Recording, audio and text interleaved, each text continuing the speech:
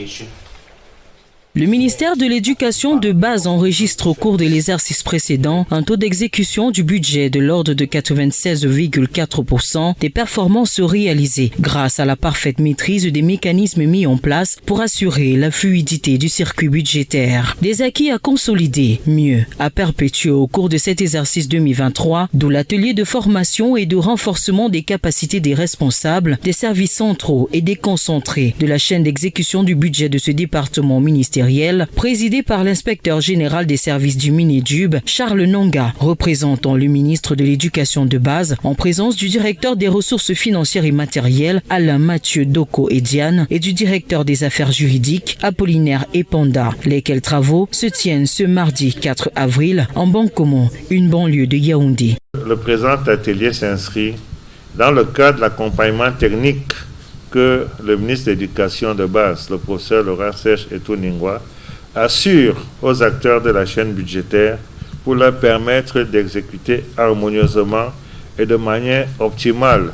les obligations qui leur incombent et qui découlent de la loi des finances en général et de la circulaire relative aux modalités d'application et d'exécution du budget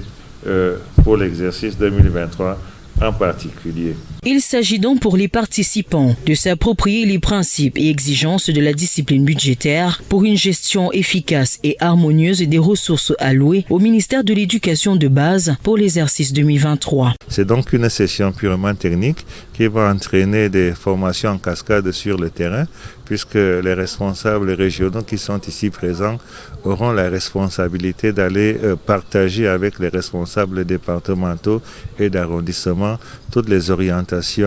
les principes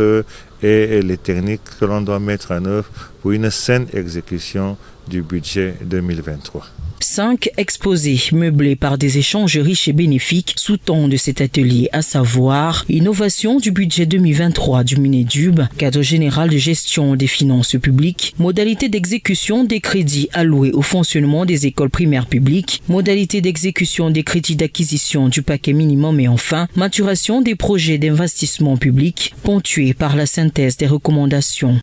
Il nous a été demandé d'élaborer une matrice ou un mémoire de dépenses que les acteurs de la chaîne de dépenses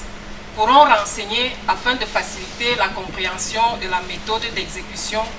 ou de gestion des crédits de fonctionnement alloués aux écoles primaires publiques. L'action numéro 2 était relative à l'accent qui devait être mis sur le non-cumul de la position des personnels dans la répartition de la prime de rendement